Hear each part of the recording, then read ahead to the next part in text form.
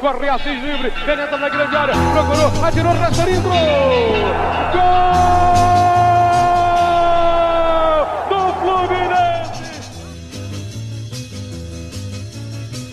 Bom dia, boa tarde, boa noite, torcida tricolor. Tá no ar mais um episódio desse podcast mequetrefe chamado É Proibido Remar.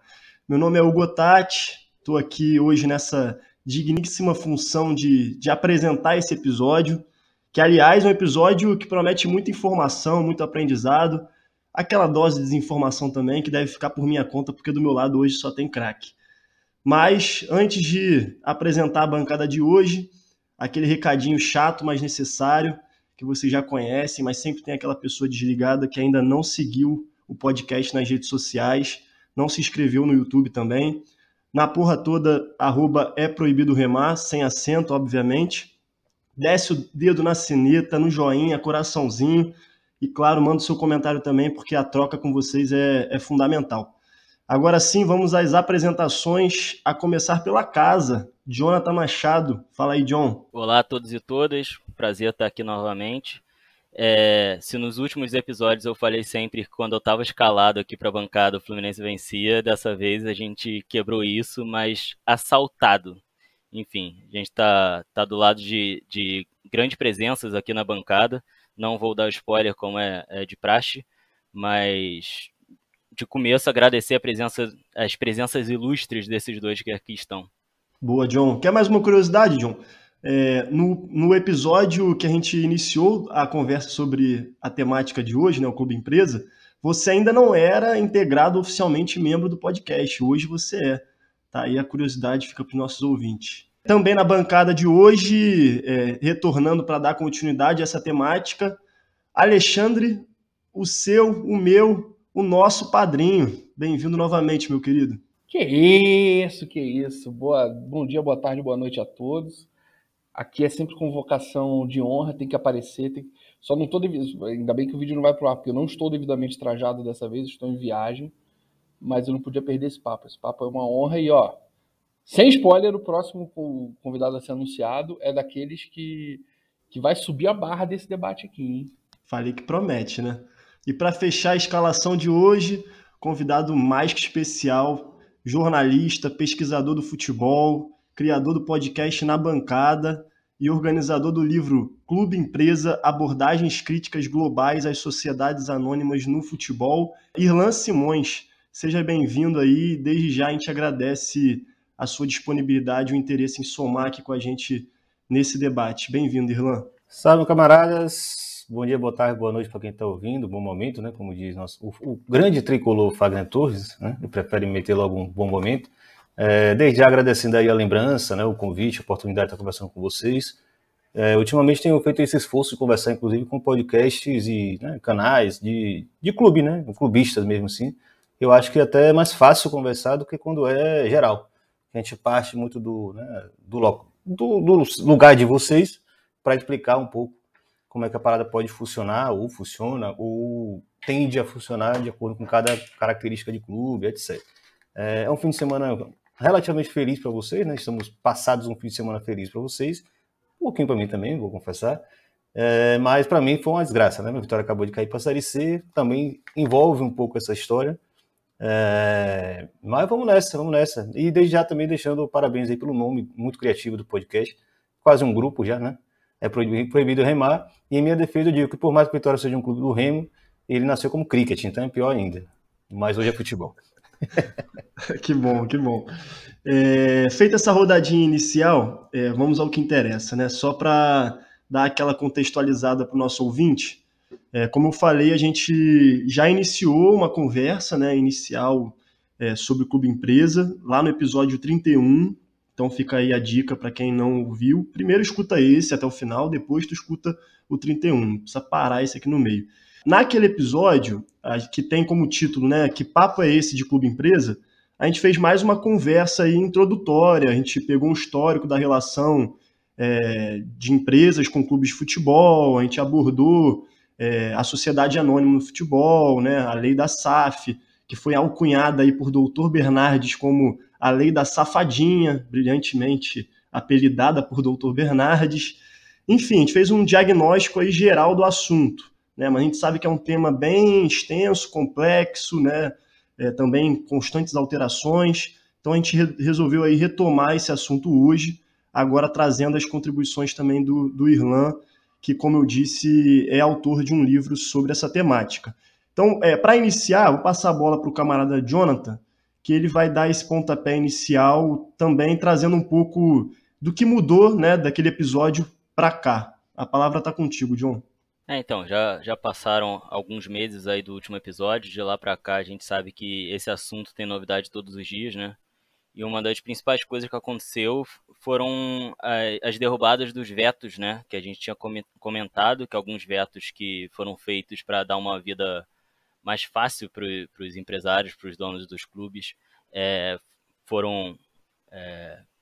Quer dizer, alguns artigos foram vetados, né? E agora os vetos foram derrubados e volta a ter essa vida fácil em relação à tributação, né, na lei da SAF.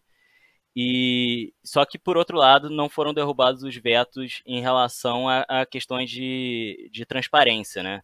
Então, lá num artigo lá da SAF tem uma questão lá que donos de mais de 10% da estrutura societária do clube precisam ter seus nomes divulgados, né? E o veto a isso não foi derrubado. Então, bom, na minha opinião, é uma coisa muito ruim que se abre nessa lei, né?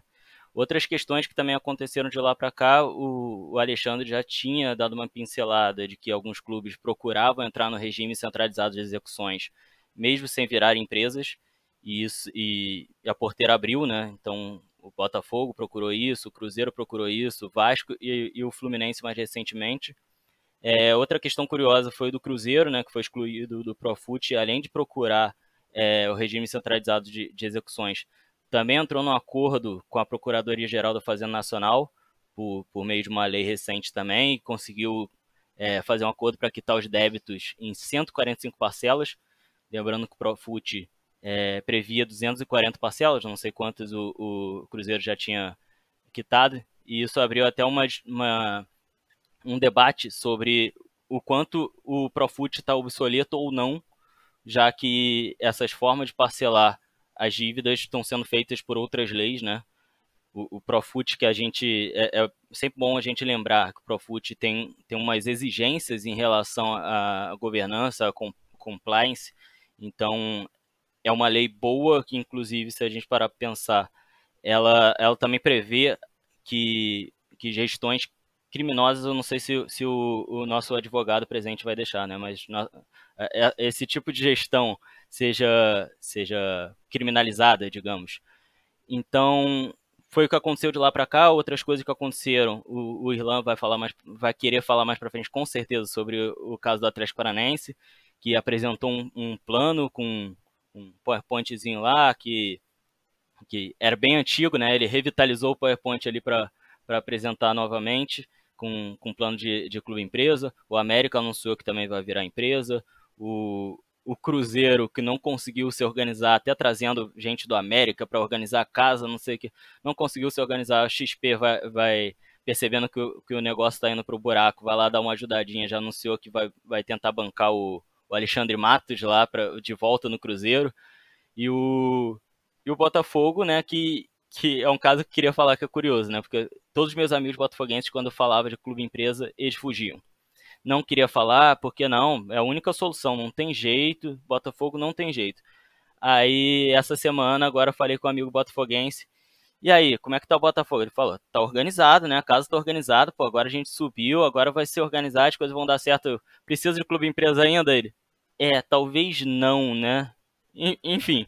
E aí, falando sobre essas novidades aí, sobre o regime centralizado de execuções, sobre os vetos, sobre o Atlético Paranaense, o que vocês quiserem falar sobre esses assuntos que eu trouxe aqui, eu passo a bola aí pro Irlan e pro Alexandre para darem prosseguimento. Quem vai? Acho que o Irlan é o melhor nome para começar. Vai lá, Irlan. Vou lá.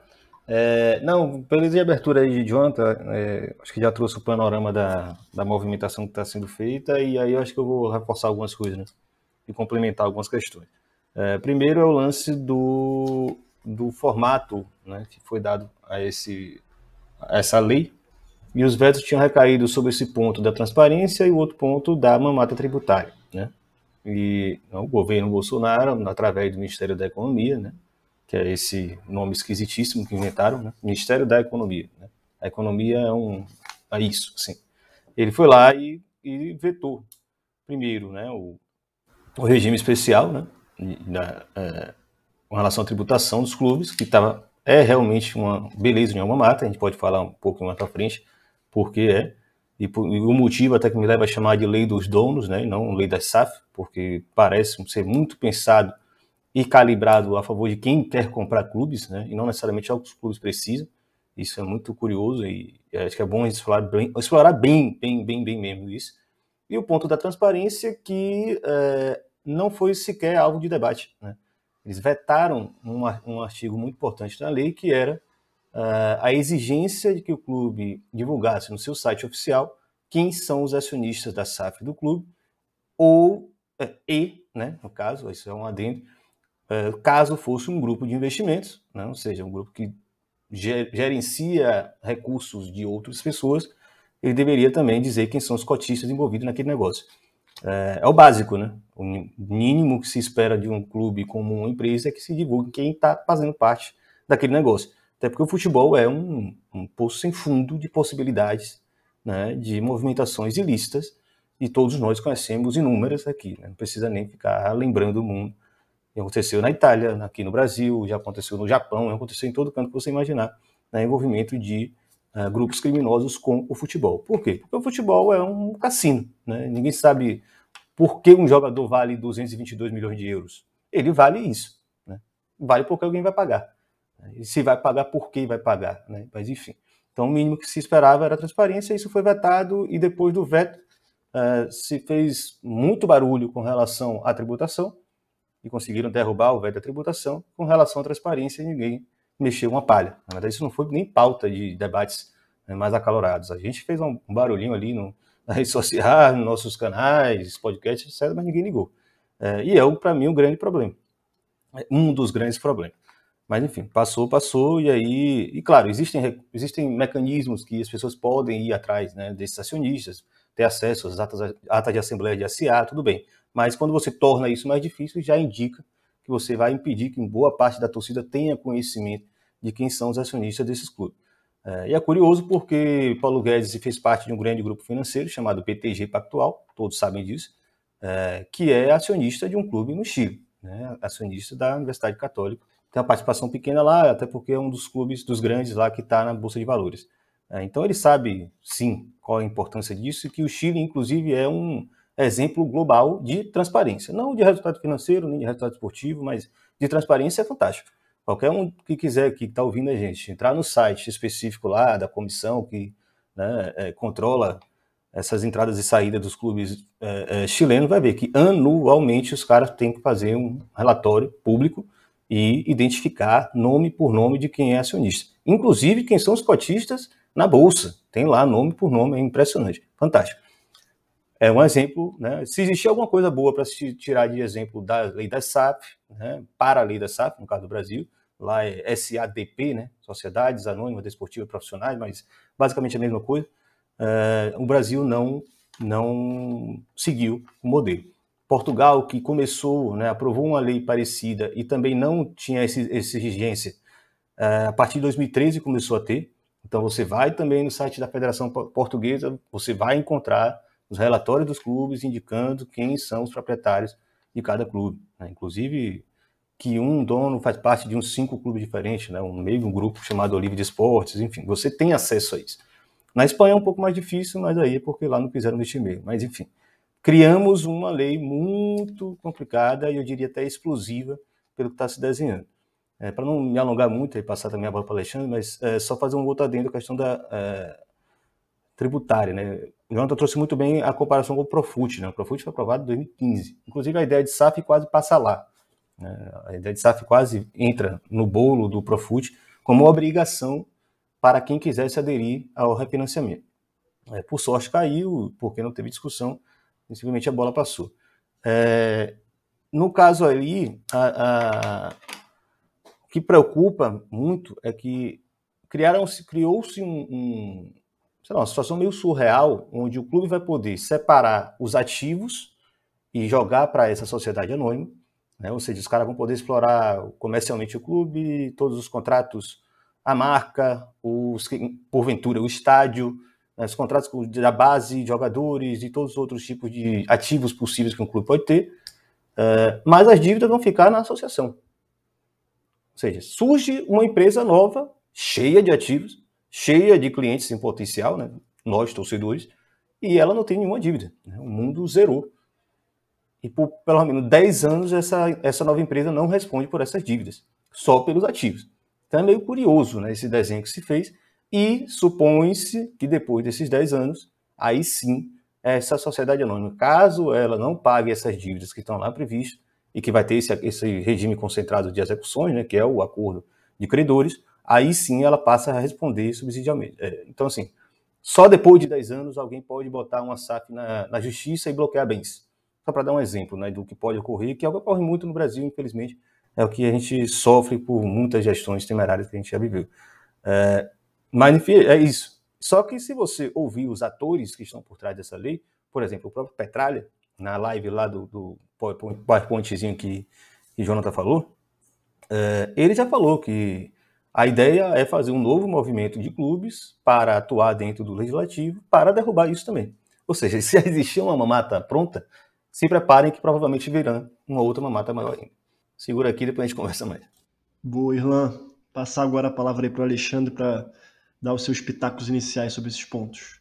Interessante até complementar com essa última informação do Irlan, que o Atlético Paranaense é um clube muito ativo nessa discussão do clube empresa, e é um clube que está forte no mercado buscando essas alternativas. Vou fazer só uma pontuação que eu já fiz na outra.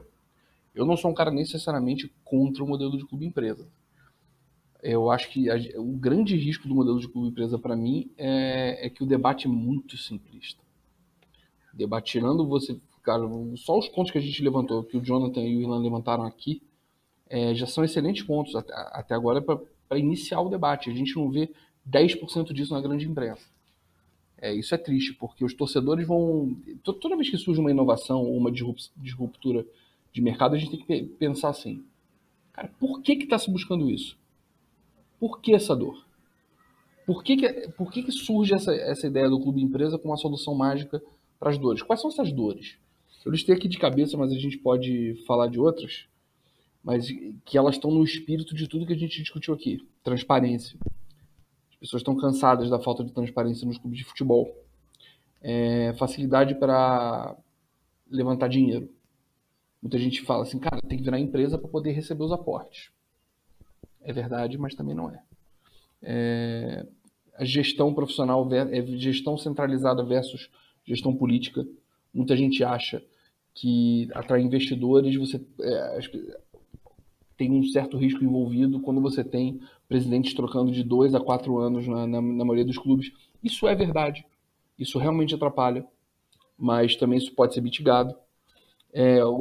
O falso jargão do profissionalismo tem que virar empresa porque tem que ser profissional. Esse é o argumento que você mais ouve, por exemplo, em ambiente político de clube. Tem que ser profissional. Gente, como se a empresa fosse passivo de ser mal gerido. Na verdade, o que a gente mais tem é empresa sendo mal gerida no mundo. Senão todo mundo era unicórnio, né? Não é o caso. Então, é uma das falácias mais que você vê mais deliciosamente as pessoas abraçando, tanto na imprensa quanto em debate de torcedores, o que beleza, mas principalmente no debate político dos clubes. Enfim. E a falácia também que permeia o debate sobre o serviço público, né? Como se o serviço público fosse uma bosta.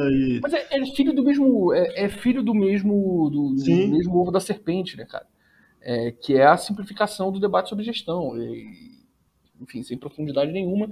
Pega meia dúzia de jargões e conceitos, palavras feitas e joga no ar. E embaralha, bota numa jarra, embaralha e vira argumento. E o fetiche que as pessoas têm de que seu clube vire um mega clube da noite pro dia é o sonho de verão do Manchester City e do Paris Saint-Germain. Vários dos torcedores que eu conheço desses clubes onde o debate está mais avançado, a esperança do Alvinegro ou do Cruzeirense, por exemplo, é que o Cruzeiro vai virar o Manchester City. O Botafogo vai virar o Paris Saint-Germain. Que no fundo é aquela coisa, eu quero superar o meu rival. Eu quero um atalho para superar o meu rival. E aí a gente vê que todos esses pontos de dores, dinheiro, transparência, gestão versus política, profissionalismo, tirando o ricaços, mas todos os outros você conseguiria fazer com um aprimoramento de lei e de sistemas de controle dentro dos clubes, de estatutos. Todos esses pontos. Se você tivesse um histórico de sistemas de clube no Brasil mais bem gerenciados, onde a transição entre poderes políticos impactasse pouco na operação racional do clube, você fatalmente teria um ambiente mais propício para negócios e para investimentos. Então, cara, para mim, o mais interessante do debate é a gente debater. A gente tentar, nesses pequenos nichos que a gente atua de clubes e canais de clubes e tal, a gente tentar empurrar para esse debate para cima. O debate ainda é muito raso na grande imprensa. Infelizmente, a grande imprensa é que tem um canhão e é ali que vai influenciar os debates. E tem player com muito interesse na mesa. O Rilan falou muito bem do BTG Pactual, o Jonathan já tinha citado a XP se movimentando com o Cruzeiro e Botafogo. E você vê que no próprio discurso da XP inicial, ela apela para esses mesmos jargões. Ela cita como exemplo, na entrevista para o Rodrigo Capello, ela cita, por exemplo, que a ideia é mirar no Manchester City e no Paris Saint-Germain, que é um tipo de investidor que é irreal para o mercado brasileiro. Porque é um investidor atrás de soft power. É o cara que está atrás de exercer poder global através do futebol. Ou sports washing, ou qualquer termo desse de moda. Só para a galera que não acompanha tanto, Paris Saint-Germain e Manchester City são investidos por estados. Do Paris Saint-Germain é a autoridade soberana do Qatar, e no caso do Manchester City é um dos fundos familiares do Emirados Árabes. E ali o objetivo é fazer com que a imagem dos países e desses reinados, desses soberanos, seja melhor percebida no mundo. Cara, a Liga Brasileira não tem esse alcance. Você, obviamente, pode ter um chinês ou alguém com interesse, por exemplo, em melhorar sua imagem para conquistar território em mineração, em agronegócio no Brasil, algum soft power com interesse em mercado brasileiro, em crescer no mercado brasileiro entrando nesse... Cara, mas não vai ser um volume que vai causar essa diferença como se fosse o Manchester City saindo de um clube com receita pífia para um clube das maiores receitas do mundo. Então, já me preocupa ver um player como a XP trazendo um discurso tão pobre. Mas será que esse discurso pobre é desconhecimento ou será que eles sabem que é isso que leva à direção da opinião pública? Eu espero que seja o segundo caso, tá? Se for desconhecimento é muito pior. É muito mais preocupante. Então, cara, eu até não vejo o conceito de ter um regime tributário especial como ruim, porque eu acho que é interessante a gente ter uma atratividade inicial, contanto que isso seja corrigido ao longo do tempo. Eu acho que daqui a 5, 10 anos você ter o mesmo regime tributário das demais empresas, acho super razoável. Você dá um buffer de aprendizado para ter mais dinheiro sendo reinvestido em pagamento de dívida e tal, mas isso depois de um tempo ser corrigido. E não pode ser sem essa agenda de transparência, que é o que o Irlan falou. Cara, numa boa, o cara botou dinheiro em clube de futebol aqui no Brasil, que são entidades de interesse público, mesmo que vire empresa, são entidades culturais e de interesse público. O cara botou dinheiro, tem que dizer quem é. Então, para mim, isso não ser debatido é um diagnóstico de tudo que a gente está falando aqui. O debate é tão pobre que um item tão importante como esse passou batido. Então, esse é o meu espetáculo. Dei uma homenagem aqui a Dian, nosso querido Dian Monducci. Dei uma divaneada bizarra aqui, peço desculpas. Mas enfim, essas são minhas pontuações por enquanto. Eu queria adicionar um negócio rapidinho, Tati. Primeiro eu queria falar sobre a questão que a gente falou de Emirados Árabes e tal. E aí entra também nessa questão a entrevista do Paulo Guedes recentemente, né? Falando que os caras são donos, compraram o Cristiano Ronaldo, quer dizer, não sabe nem qual time que os caras são donos, né? E que os caras dos Emirados Árabes vêm extrair petróleo aqui no Brasil, né? Foi uma coisa, assim, em cima da outra, assustadora do Paulo Guedes, né? Então, eu acho que dialoga bem com essa questão que você está falando. E a questão de tributação, o que me chama a atenção na questão de tributação, de ter um regime especial na entrada e tal, para chamar realmente os players, é que dá a entender assim, olha, não criamos essa lei aqui para ser uma possibilidade. Criamos essa lei aqui para a gente incentivar que vocês entrem nessa lei. E aí isso entra o discurso de que você, virando SAF, realmente você vai organizar a sua gestão, que inclusive quando tem a derrubada lá dos vetos, é o discurso utilizado pelo relator da lei. Ele fala exatamente isso. A gente espera que os clubes virem SAF para conseguirem organizar a sua gestão. Então, para mim, é muito claro isso, né? A lei é feita de forma com que empurre os clubes para esse caminho, né? Não é só para dar uma opção para os clubes, é empurrar os clubes para esse caminho. Boa. Vou passar a palavra para o Irlan, para a gente também continuar a rodadinha. E o Alexandre até já meio que deu um pitaco já inicial até sobre uma segunda parte que a gente planejava para falar no episódio, né? Que é porque o torcedor tem essa esperança, né, no clube empresa. E também porque os empresários procuram também esse tipo de movimentação. E aí deixo a palavra aí com o Irlan para ele tanto comentar o que vocês já falaram, quanto falar um pouquinho disso também. Começando pela questão de City e PSG, né? Acho que você perguntou essa questão de por que o torcedor quer tanto, né? Convenhamos, né? Todo mundo tem o direito também de querer ser o seu clube super vencedor e eu sempre falo, né? No estágio que nós sempre estivemos no futebol brasileiro. O Fluminense nem tanto, até porque foi um clube que teve uma abertura recente, então até existe uma discussão, né?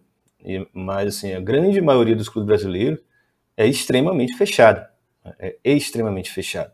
Então, a percepção do torcedor com relação ao seu clube, muitas vezes, é de que ele é inalcançável, ele não tem como fazer parte daqui. Então, se tornando uma empresa e, porventura, né, seguindo todas aquelas, digamos, promessas que Alexandre elencou também aí, né, de transparência, de profissionalização, né, do fim da política, da atração de investidores. Então, na cabeça de muito torcedor, isso é sim uma solução, isso é uma saída, isso é muito mais agradável de se imaginar do que a situação atual da maioria dos clubes. Então, assim, é totalmente compreensível. O que não é compreensível, como o Alexandre também falou muito bem, é segmentos da imprensa embarcarem em uma série de discursos que são falaciosos. E é preocupante que isso não tenha sido combatido nos últimos tempos, ou pelo menos o nível do debate tenha se qualificado. Volta e meia a gente cai nas mesmas conversas que são assim, inaceitáveis. E aí, então, para avisar para o torcedor também, o City até compra muito grupo fora da Inglaterra, mas só quem ganha alguma coisa é na Inglaterra mesmo. O resto é satélite, o resto é feito para...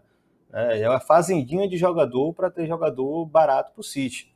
E nem tem dado tão certo assim, né? Nem isso ele tem conseguido fazer. Ele tem que comprar muita gente ainda, só para lembrar.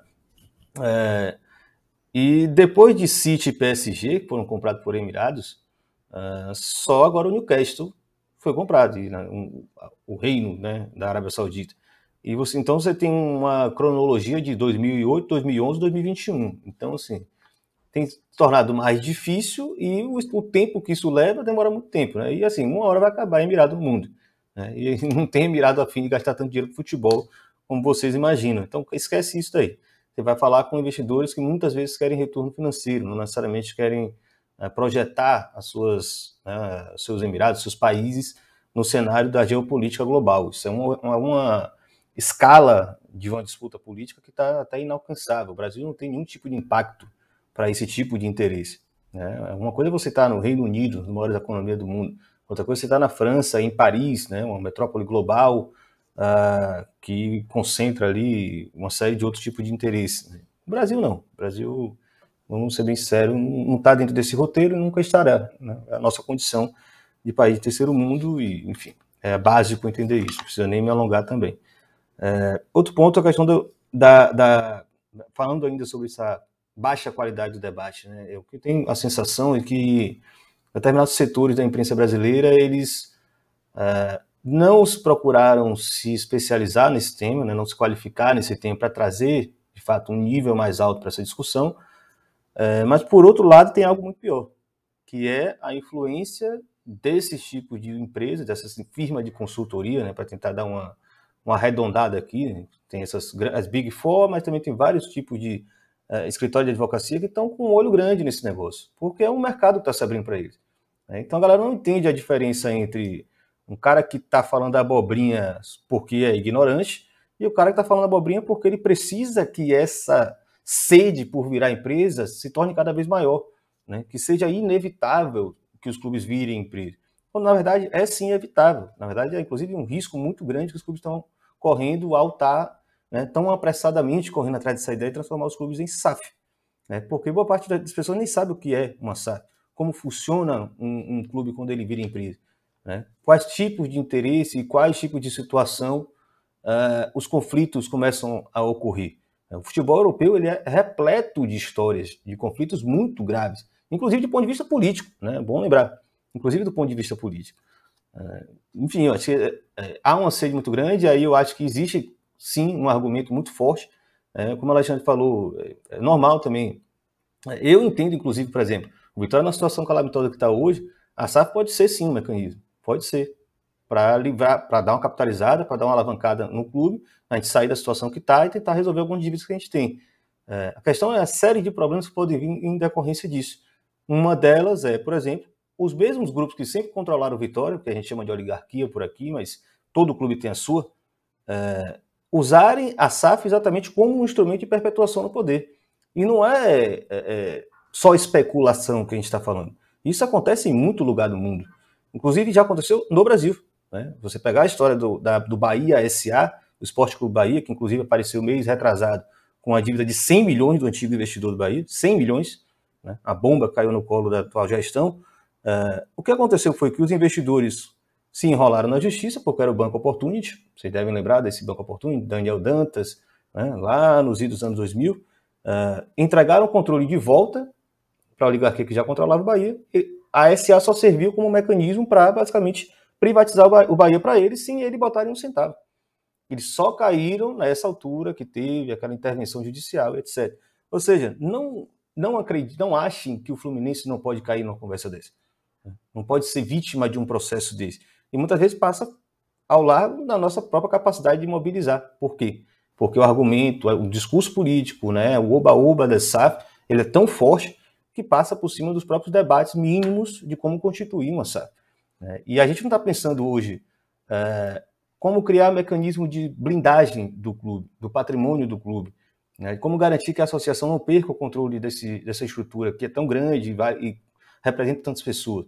Como garantir, criar políticas de seleção desses investidores. Porque no Brasil entrou dinheiro, ninguém está nem aí, né? O cara, vamos embora, vai botar dinheiro e vamos embora. Às vezes chega empresário de jogador e bota uma grana. E os clubes vão, né? Depois não quer saber como é que vai resolver. Só que com a SAF isso vira dívida e às vezes a dívida se converte em ação. Então você pode ficar na mão de quem botou emprestou um dinheiro para o clube. Né? Então são coisas que a gente nem imagina. Né? A gente não está debatendo. Pelo contrário, está vindo o cara da XP, que não é qualquer empresa, falando que quer transformar o Botafogo num City. Aí faça-me o favor. Né? E só para complementar essa penúltima coisa que o Irlan falou, da dívida virar ação, não sei se você quis dizer ação na justiça ou cota. Você quis dizer cota, né? Participação. Existe, na lei da SAF tem lá a conversão das dívidas em participação acionária. Foi mal, eu falei ação, fosse processo. E muita gente pode pensar assim, não, só bobo cai nessa. Cara, só o maior clube do mundo em termos de faturamento caiu nessa.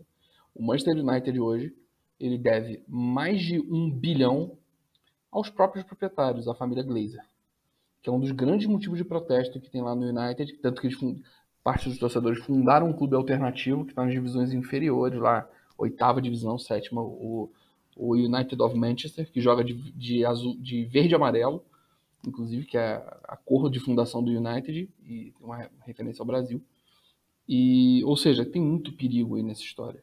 Eu sou super a favor, mas eu na minha cabeça eu imagino que a gente tinha que ter um questionário, montar um baita questionário de perguntas ao projeto. Beleza, quer investir no Fluminense? Sou super a favor. Vamos lá, senta aqui. Pergunta 1. A gente vai para a pergunta 50, 100, 120, para entender se o projeto é bom ou ruim, porque a cenoura vai ser abanada. Não, o Fluminense vai voltar a disputar títulos vai ser um dos protagonistas do futebol brasileiro. Vou botar 150 milhões de investimento no elenco no primeiro ano. Isso tudo vai... Cara, se você fala isso com um torcedor do Fluminense, vai enfileirar torcedor e sócio a favor. Óbvio que vai. Mas qual Qual o modelo? Qual o interesse desse cara? Esse cara tá querendo tirar dinheiro da operação depois? A gente falou isso no primeiro episódio. Vários dos discursos que a gente vê de clube empresa no Brasil, os próprios discursos do Botafogo na época dos irmãos Moreira Salles envolvidos, era um discurso em que era um investimento como se fosse uma empresa comum.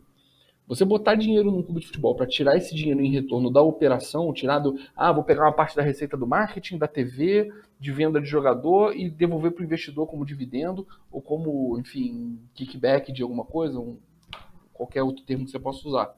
Cara, esse modelo lá fora é o modelo do fracasso.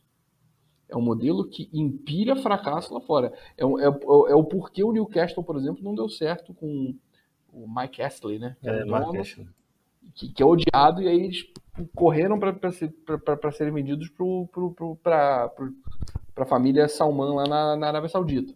Família Saúde. E então, cara, a gente precisa realmente proteger os nossos clubes. Se a imprensa não vai fazer isso, os veículos nichados precisam fazer. Precisam estudar. O Irlan precisa fazer uma rodada em todos os clubes grandes do Brasil falando.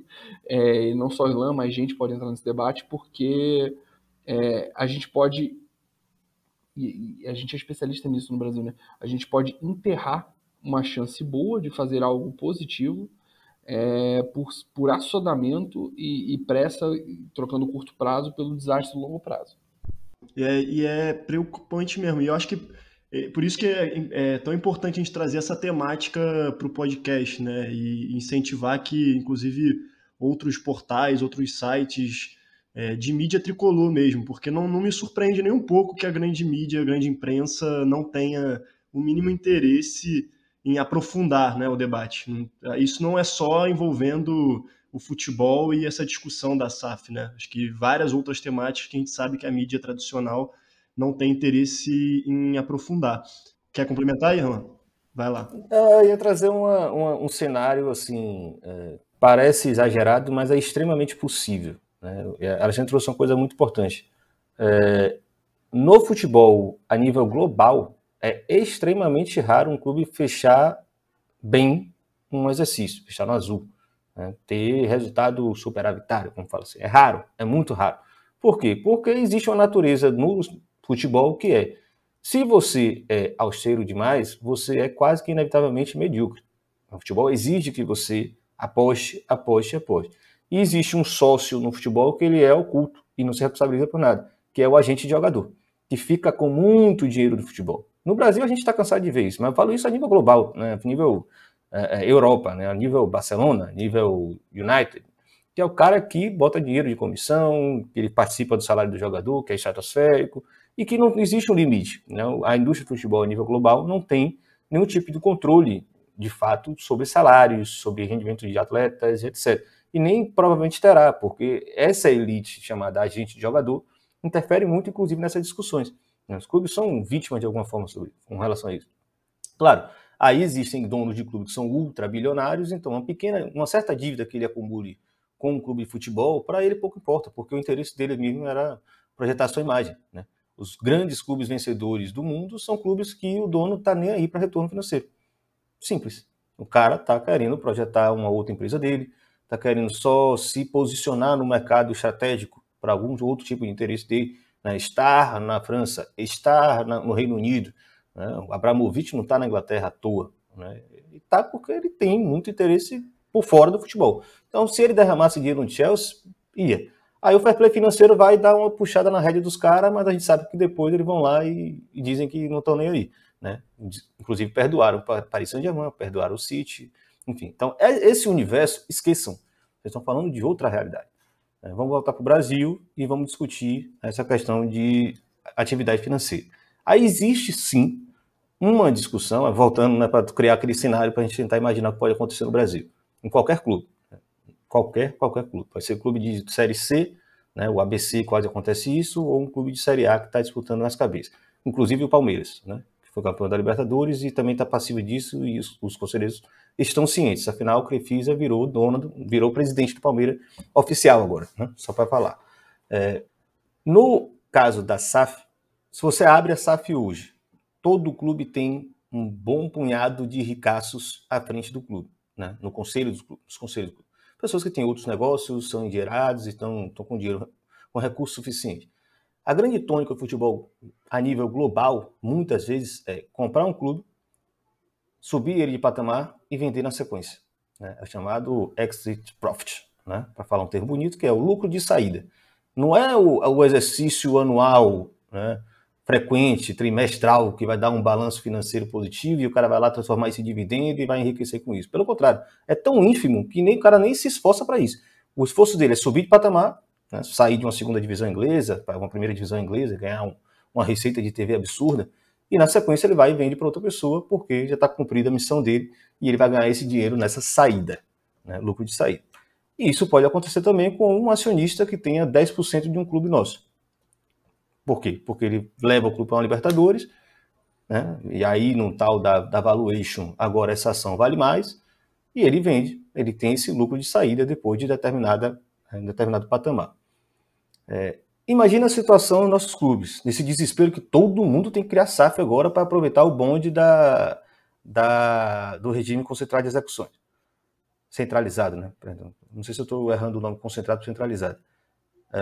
Quem são as pessoas que têm dinheiro, que estão mais próximas do clube, no momento 0,1 segundo? Os conselheiros ricaços. Se você abre uma SAF e você permite que qualquer pessoa, sem nenhum tipo de controle, tenha possibilidade de fazer uma oferta pela compra de uma ação de um clube, com certeza esses caras vão ficar de olho. Eles vão botar uma grana. E todo mundo vai achar, é mais uma ação dos abnegados, os velhos abnegados que salvam nossos clubes desde sempre. Estão mais uma rodada de salvação. Por um lado, ele vai concentrar poder dentro do clube, né? Porque agora ele vai ter um outro tipo de estrutura, que não é mais uma associação que tem uma assembleia, que tem eleição, agora é uma sociedade anônima, né? Que tem uma junta de acionistas. Então, você vai conversar com bem menos gente, não tem a menor dúvida, vai conversar com 20 pessoas no máximo, e, no primeiro momento que ele tiver a oportunidade, ele vai repassar essas ações a troco de bala, porque ele quer tirar o lucro dele de saída. Então ele entra como um herói e sai como alguém que saiu com muito dinheiro, fazendo negociata com um clube, que a gente acha que é, né, desesperador o ato de passar a ser SAF urgentemente. Então, nesse cenário que está se desenhando, com esse discurso tão forte, eu estou vendo muito clube caindo nessa esparrela. Jonathan? Então, muitas das coisas que eu ia falar aqui foram sendo faladas, né? Mas a gente desenhou aqui um cenário que são poucos motivos para os empresários investirem nos clubes, e aí a gente descartou completamente a questão aqui do clube gerar dividendo, e o Irlan destacou a questão de que o clube normalmente não traz lucro, e eu já tinha falado nesse outro episódio sobre o clube empresa, como o futebol costuma ser deficitário, e às vezes não é nem questão do lucro no ano, né, que a gente fala. É questão de que esse lucro que vai ter geralmente vai ser reinvestido, porque a roda do futebol precisa continuar girando. Então, até se você for ver o Juventus, Tottenham, teve umas temporadas assim que tiveram algum lucro. Tirando o Manchester United, que aí esse aí é um caso completamente à parte. Mas clubes desse nível, geralmente você tem umas temporadas que tiveram alguns resultados melhores, com premiações maiores, vendas de jogadores, e tem aquele lucro. E nos campeonatos seguintes eles reinvestem esse lucro, dificilmente esse dinheiro é tirado para alguma coisa. E é a mesma coisa que acontece no clube associativo. Então a gente meio que tira que para retirar dividendos de um clube não é uma ideia boa, e quem vier com isso, como o Alexandre falou no outro episódio, é aventureiro, a gente tem que ficar ligado em dobrado, né? Então o que sobra de opções que a gente pensa é a questão de valorizar a marca do clube e revender, como o Irlan falou, o Alexandre falou bastante sobre isso no outro episódio, e de repente a questão política, comprar um clube porque quer entrar no país politicamente, que é uma coisa que hoje não sei até que ponto é interessante no Brasil. Mas até essa questão de comprar o clube para tornar ele maior e revender, até isso eu acho muito complicado no cenário brasileiro. Porque... Estão me ouvindo bem? Porque eu não sei... Se a ideia for pegar um clube que está lá embaixo e você vai pegar, reestruturar ele, como a gente está vendo vários clubes grandes que estão em situações complicadas, eu não sei quem vai querer comprar esse clube quando o clube estiver lá em cima e estiver valorizado. Porque qual vai ser a ideia dessa pessoa? Qual vai ser a ideia desse grupo, dessa empresa? Então, não sei até que ponto é interessante isso. Eu acredito também que o torcedor não queira, isso eu percebo bastante quando a gente fala de democracia, pô, você não vai poder escolher, se você está reclamando do presidente, você não vai poder escolher depois. É até contraditório, a gente vem conversando, né, que o torcedor do Fluminense tem duas pautas, o voto online e o clube empresa. As duas coisas são completamente diferentes, mas o torcedor quer as duas coisas. E aí a gente perderia essa democracia, essa Mas chance pode ser clube empresa com a associação mandando. Também é possível, só para não deixar então, de falar isso. Modelo alemão. Vou chegar lá. Então, essa seria a solução para muitos torcedores. A questão é, aí para mim o Rodrigo Capello acerta muito nisso. Quem vai querer comprar um clube para dividir o poder ali? Se a ideia se propaga tanto aqui que os dirigentes são amadores, que são aqueles cartolas lá da década de 90, que inclusive o cartola da década de 90 está aí até hoje elogiado como exemplo de gestão, né, que é o Petralha, por que eles dividiriam a gestão? Não faz muito sentido na minha cabeça. E para mim isso aqui no Brasil quebra um pouquinho essa questão do 50+1. Também, se a gente for entrar no modelo alemão, aí as pessoas vão puxar, inclusive lá, os clubes geram receita, geram dividendos e tal, mas a Liga Alemã tem uma série de contrapesos ali de um fair play financeiro próprio, limite de salário, várias questões que aí a gente vai entrar no porquê, tirando o Bayern, você não tem os clubes alemães disputando com os clubes de fora da Alemanha. Então, seria esse o modelo que a gente gostaria para cá? E eu acho que a gente tem que vir daí, o torcedor, agora eu vou voltar, né, falei um pouquinho dos empresários, porque que os empresários procuram, agora eu vou voltar para a parte do torcedor. Eu acho que o torcedor do Fluminense em particular tem uma lembrança da Unimed muito forte, que não quer largar de jeito nenhum. E acha que esse dinheiro tem que vir de outra forma, de qualquer forma. E aqui no futebol brasileiro a gente tem uma questão de longa data, de sempre você ter a galera que está ali no clube, os oligarcas, como disse o Irlan, aportando dinheiro ali. Sempre foi assim.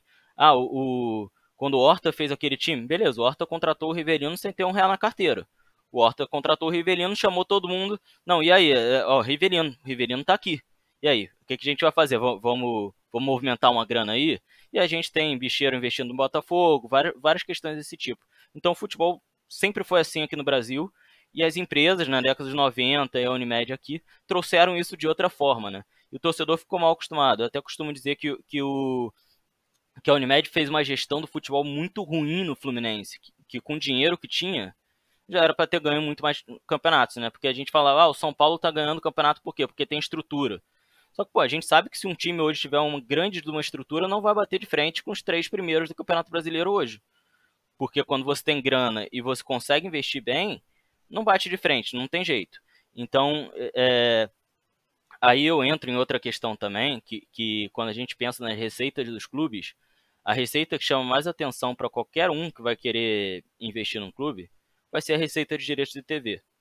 Então, convido até todo mundo a assistir novamente o episódio Cota de TV que a gente debate com o Alexandre. Eu não estava presente, mas se não me engano é o 36, mas procurem lá Cota de TV.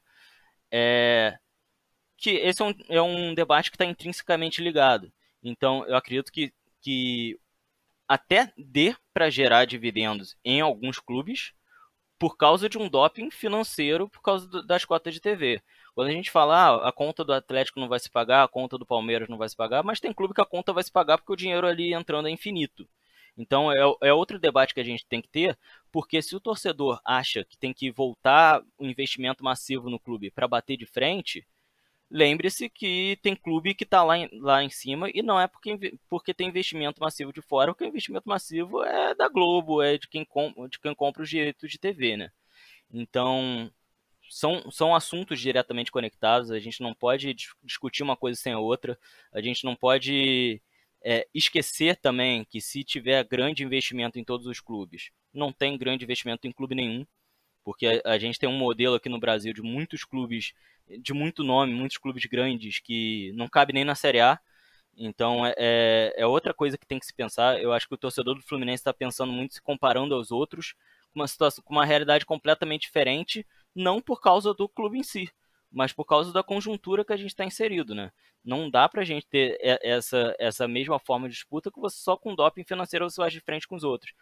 Eu acho que hoje, para um clube brasileiro, tirando os 3 primeiros, disputar o título brasileiro, olha, tem que ser um ano que todo investimento ali deu certo, nada deu errado, e os 3 primeiros ali tiveram alguns problemas internos, como 2 deles tiveram esse ano no brasileiro, para conseguir disputar. Então, eu acho que por isso as pessoas procuram muito essa questão de clube-empresa. Eu acho que a gente explicou aqui bem vários problemas que tem aí. E o Alexandre, eu concordo com ele. Se a gente tivesse investimento, mas tiver todo esse questionário, todas essas coisas cumpridas, pode ser interessante. O problema é que eu acho que esse questionário, eu acho que nenhum candidato vai chegar até o último ponto do questionário, entendeu? Eu acho que Nem no item 3.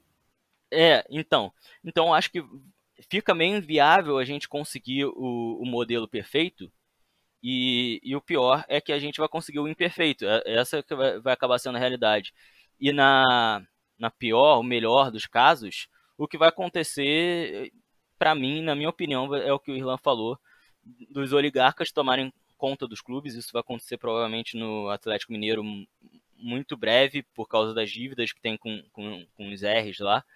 E talvez os clubes sejam fatiados entre os oligarcas. A gente sabe que tem gente no Fluminense que gostaria de comprar uma fatia. Então, passo agora para o Irlan concluir por aqui. Jogo rápido, é porque você falou da questão do passado do futebol brasileiro, né? Você contou a história de Horta aí, que o clube não tinha dinheiro, conseguiu trazer Rivelino e depois pensou como ia pagar, né? E aí você tem o caso do Bicheiro no Botafogo, enfim. Não sei se é proibido falar nome de rival aqui, mas falei. É exatamente isso que explica muita coisa no futebol brasileiro, assim. Por que estamos nesse patamar de dívidas tão monstruoso e os clubes vão acumulando? Porque realmente nunca teve uma política de fato séria de controle financeiro no futebol brasileiro. E não é só porque o formato é de associação, porque existe associação em outros lugares e, enfim, o buraco não é tão fundo como é aqui. Aí, claro, você falou também da natureza do futebol, já falou aqui da natureza do futebol. Clubes espanhóis resolveram suas dívidas, boa parte dessas ali por causa da Copa do Mundo de 82, exatamente porque foram obrigados a se tornar SAs, né? As SADs, no caso dele lá. E aí o que aconteceu é que os próprios sócios tiveram possibilidade de comprar essas ações, e até hoje muitos são acionistas dessas SAs.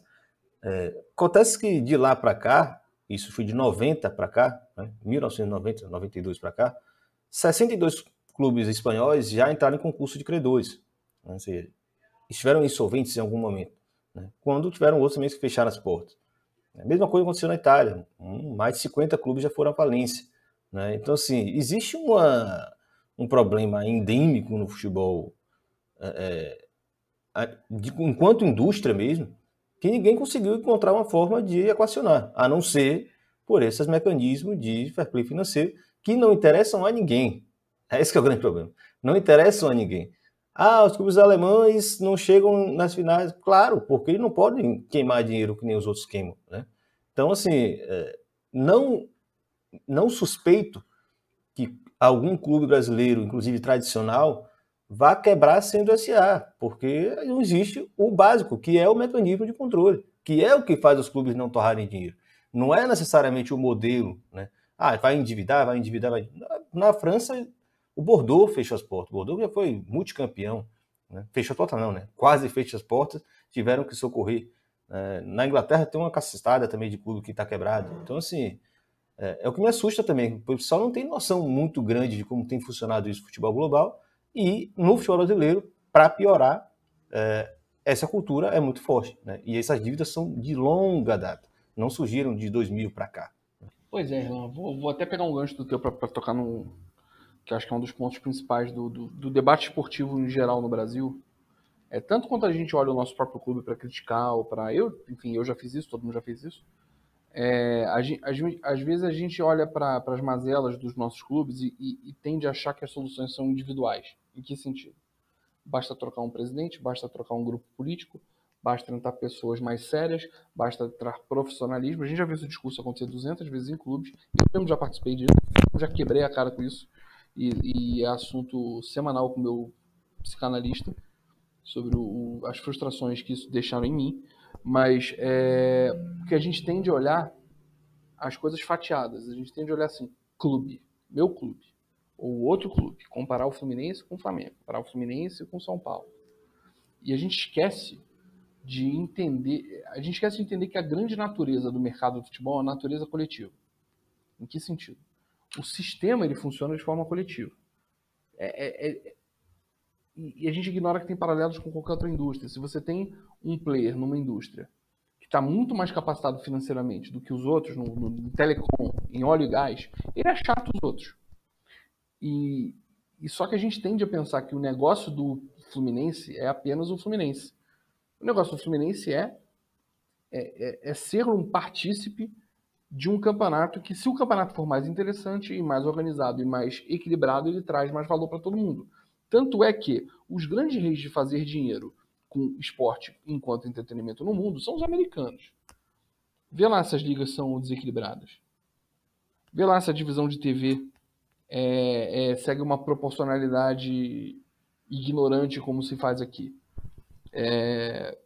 E vê lá se lá não tem um país, enfim, uma economia menos liberal do que as pessoas pensam, mas é uma economia liberal, uma das economias mais liberais do mundo, em que o mecanismo esportivo é cheio de controle entre os clubes, porque eles entendem que a organização esportiva é o conjunto dos clubes, e não os clubes individualmente.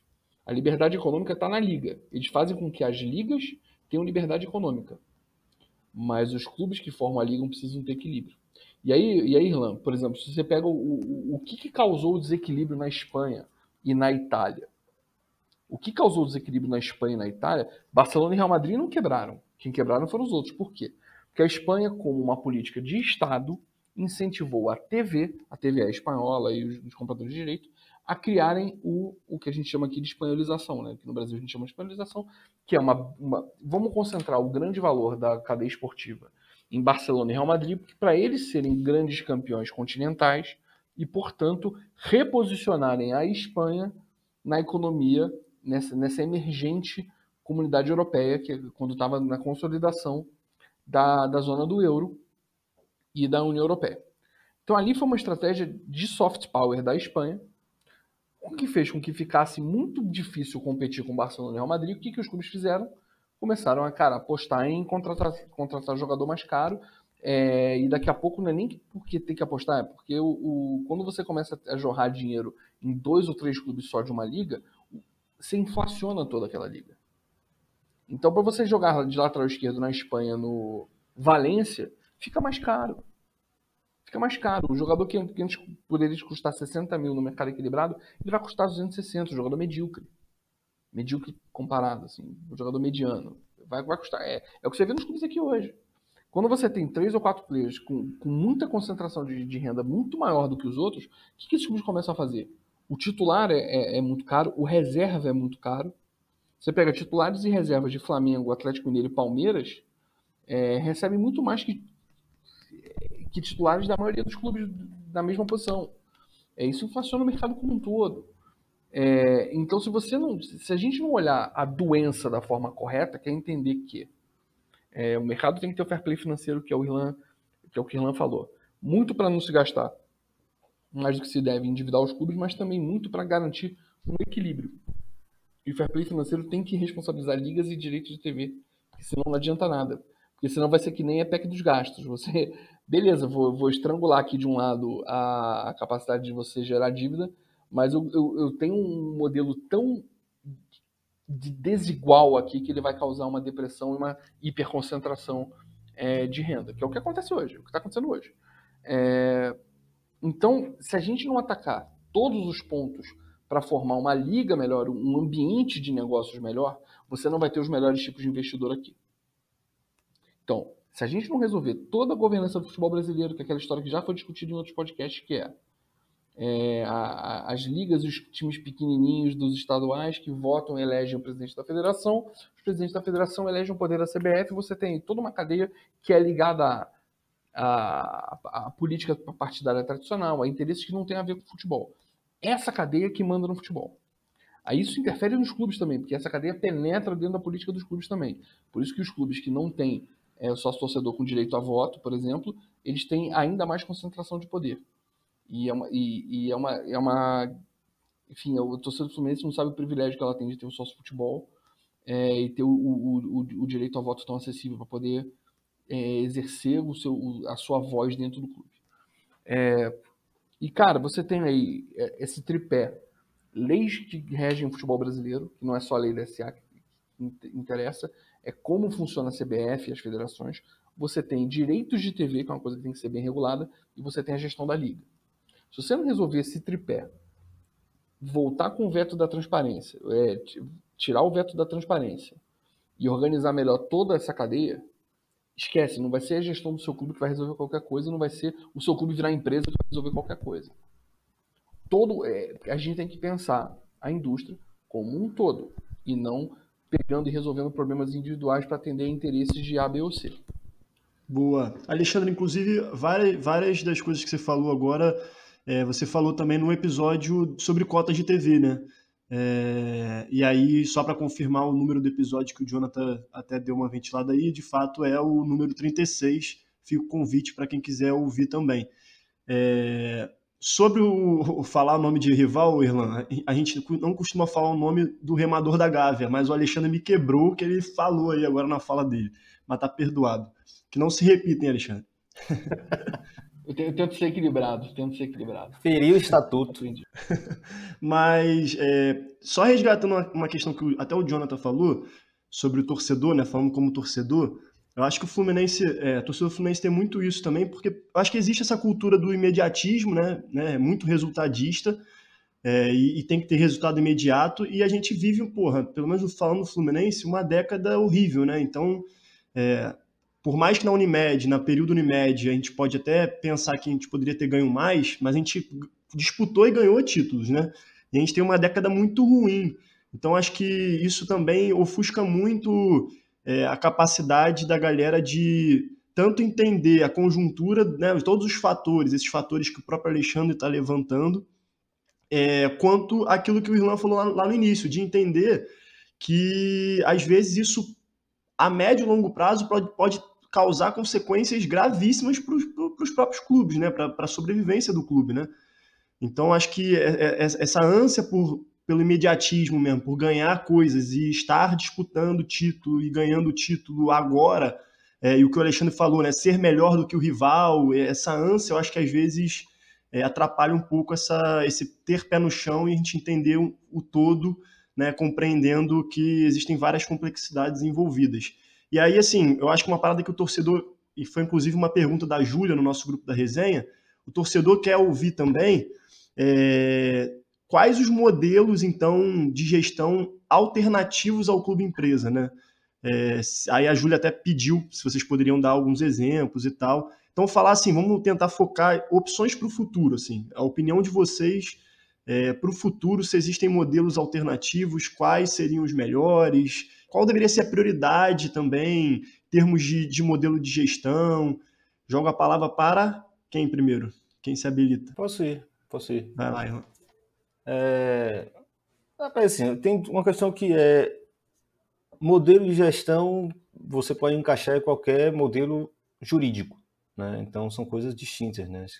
O Atlético Paranaense é um modelo de gestão numa associação civil, né? Você teve inúmeros casos de empresas no Brasil que foram muito mal geridas no futebol, né? Inúmeros. Eu tenho uma lista com 20 que sumiram e ninguém se importa também, porque eram clubes que não tinham torcida, né? Então, Barueri, essa renca toda aí de São Paulo, principalmente. Volta e meia aparecem novos, né? Apareceu agora o Tombense aí de Minas Gerais, que a gente sabe que também é clube de empresário. Mas, apesar disso, não tem um modelo jurídico, inclusive de empresa, né? Ele é um grupo de empresários, enfim. Então, assim, modelo de gestão em si, né, você pode partir de certos parâmetros, né? De profissionalização, na blindagem da gestão com relação aos problemas políticos do clube, né, de ter uma maior transparência, né? Tem uma galera que defende a discussão do compliance nos clubes de futebol, que são organizações muito grandes que precisam ter um tipo de estrutura né, mais eficiente enfim, né, a própria ideia do compliance tem uma tradução que é muito boa, né, que a gente devia até parar de falar, conformidade, né? Eu acho que é conformidade o nome, que eu acho que é perfeito, assim, que dá para mudar para compliance, né? Acho que explica melhor do que compliance. Toda vez a gente tem que explicar o que diabo é compliance. Mas com relação ao modelo jurídico, né? Acho que o modelo jurídico acho que é o grande debate que tem que ser feito. Porque você pode ter um clube com um formato de empresa controlado por uma associação. A gente trouxe muito bem a ideia dos clubes alemães, né? O modelo alemão. Jonathan disse que no Brasil é uma problemática, etc. Bom, a priori, eu acho que a grande preocupação é como preservar a instituição de aventureiros ou, no mínimo, né, das próprias flutuações de mercado e dessa loucura que pode ser um clube que pode passar de mão em mão de acordo com quem venda. Né? Inclusive, muitos clubes são vendidos por uma libra na Inglaterra porque tem tanta dívida que só dá para vender por uma libra, para o cara assumir a sua dívida. Né? E como fazer com que a associação esteja preparada para preservar o clube, né, mantendo o controle dela. E que também depende de como a associação vai estar organizada, porque depende de quem vai poder participar da associação. Então, é uma discussão que não tem qualquer receita. Né? Eu parto do princípio, aí é uma defesa minha, pessoal, na leitura, de que sempre será necessário que o clube, aí existe um cara que até é professor da CBF Academy, sócio do Botafogo de São Paulo, né? Daniel Ribeiro. Ele usa o termo a coletividade, né? Porque é o clube, né? O conjunto de sócios do clube organizados, preservando a instituição independente das flutuações políticas e financeiras que possam vir. Eu falo isso, inclusive, porque estudando o futebol europeu nos últimos anos, eu percebi que é o que tem se criado lá, independente dos clubes serem empresas. Né? Esse quebra-pau que tem rolado na Inglaterra, né, de torcedores protestando contra a Superliga, etc., é só um pequeno pedaço do que os torcedores ingleses fazem há muitos anos. Né? Criar organizações que representam uma espécie de uma associação para ter algum tipo de voz dentro do clube deles, que é uma empresa que tem um dom, na maioria das vezes. Então, por que não garantir essa estrutura que nós já temos, que é a associação civil fundadora do clube, para que ela seja, né, cumpra esse papel de guardiã desse clube. A gente pode, inclusive, garantir que a associação cumpra o papel de profissionalizar essa organização contra, inclusive, né, possíveis aventureiros que são também investidores. O Deportes Concepción do Chile, por exemplo, quebrou na mão de investidores. Os caras refundaram e agora subiram há 2 anos atrás, né, em 2019, e no Chile, no caso, você é obrigado a ser SA se você estiver na segunda divisão, pelo menos. Eles tiveram que criar um SA. E aí eles criaram um mecanismo. Bom, então a nossa associação vai ter 80% dessa SA e os outros 20% nós vamos usar exatamente como um mecanismo de capitalização para alavancar, né, nossa capacidade financeira para a gente poder ter competitividade. E aí criam regras, né, isso é um mecanismo que eles vão criar no estatuto. Só pode comprar ação desses 20% quem for sócio do clube. Ou seja, não vai ter mais esse negócio de investidor externo. Né? E o clube vem crescendo de forma saudável, inclusive, e controlada. Só para dar um outro exemplo, que é muito comum na Espanha, os clubes, como eles foram obrigados a virar empresa, deram a oportunidade que quem era sócio do clube comprar parte dessas ações. Então você tem muita figura do pequeno acionista nos clubes espanhóis. Né? Pode acontecer no Brasil também, né? Os que eram sócios viraram acionistas com pequenas participações. Por mais que os clubes tenham os seus sócios majoritários, aí você tem lá aquela representação do torcedor. Esses são hoje os grandes guardiões dos clubes, inclusive vão nas juntas comerciais, vão na justiça, vão na política nacional para garantir a blindagem, por exemplo, de um estádio, porque tem acontecido com muita frequência a venda dos estádios originais do clube, porque vale muito dinheiro. Né? Então, os grandes acionistas majoritários querem vender porque é a hora que vai entrar dinheiro para eles. Né? Então, explorar o patrimônio que o clube construiu ao longo de sua centenária história. Quem está fazendo isso? Torcedores comuns. Né? E nós temos a possibilidade de manter isso com as nossas associações. Não precisa criar grandes, né, estruturas novas e arrojadas como eles estão fazendo. Então, assim, é só o recado que eu deixo. Né? É o papel de nós, torcedores e sócios de clube, estar sempre atento e participando desse processo, né? Não deixar na mão de ninguém. Boa, valeu, Irlan. Jonathan, Alexandre, vai lá, Jonathan. Eu queria dar minha opinião também sobre isso, porque eu acho muito curioso o movimento dos clubes que pretendem virar empresa no futuro próximo, que para os clubes os clubes querem virar empresa para melhorar a gestão, para ter uma gestão arrumadinha, que as coisas vão funcionar perfeitamente. Mas aí chega a XP, ou sei lá quem que está intermediando, e chega e fala: olha, mas assim a gente não vai conseguir. Sabe o que a gente vai ter que fazer para virar empresa, para alguém querer comprar o clube? A gente vai ter que ter uma gestão arrumadinha, tem que ter tudo bonitinho. Então é engraçado como o começo e o fim se confundem, né, nessa história. Mas eu concordo com o que o Irlan falou, né? A forma jurídica aí é não é um detalhe nessas consequências todas que a gente está falando, né? Mas para ter uma boa gestão ou não, independe. Eu acho que a gente evoluiu muito de uns tempos para cá. O Profut trouxe algumas coisas muito boas, algumas coisas não foram aplicadas. A APFUT vacilou durante um bom tempo, até eu vi o último presidente da APFUT que excluiu o Cruzeiro, inclusive falando sobre isso. Ele faz a autocrítica da APFUT ali, que, bom, eu inseri aqui do nada, né? Que é a associação, não sei qual é exatamente o nome, que faz que vê quem Agência. vai ficar no... Agência? Isso. Agência. É a autoridade pública do futebol. Autoridade, Isso. perdão.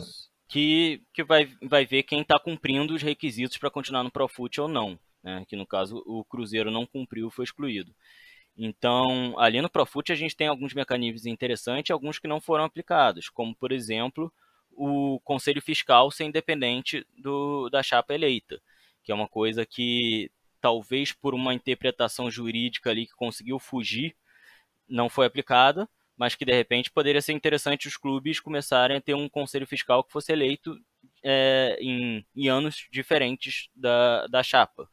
Seria uma forma da gente não ter, por exemplo, o abai de conselheiro fiscal do Peter, por exemplo. Conselheiro fiscal não, né? Presidente do conselho fiscal, né? Então, algumas questões assim a gente pode tentar mudar no estatuto, trazer algumas coisas que já tem o Profut exigindo, mas a gente tem que trazer para o nosso estatuto, para tornar um clube mais saudável, para a gente evitar que alguns problemas aconteçam dentro do clube. Eu acho que esse é o primeiro ponto. Eu acho que também pelo Profut, muitas pessoas ali de dentro do clube que não tinham responsabilidade começaram a meter o pé. Isso nos clubes de modo geral. Então, eu vejo, de modo geral, hoje, cada vez mais, os clubes tendo dirigentes responsáveis. Dá certo ou não, já é outra questão, mas você vê que tem uma ideia ali de que o financeiro caiba, que o financeiro funcione, né? Então, eu acho que o clube de futebol hoje em dia no Brasil, para conseguir voltar para os trilhos, ele tem dois pilares. Um é você fazer o financeiro caber, você ter um orçamento real, e entrar nesse orçamento, tentar fazer com que seu ano seja mais próximo desse orçamento, que eu acho que é um caminho que o Fluminense está trilhando, está conseguindo ir nesse sentido, e eu acho que tem que ter outro lado, que é o lado de cada vez mais você ser mais assertivo na parte do futebol, que eu acho que o Fluminense aí tem altos e baixos, por exemplo. Então eu acho que, por exemplo, hoje a gente tem um scout que funciona bem, na minha opinião, pelo menos. A gente tem achado alguns jogadores como o Nino completamente do nada.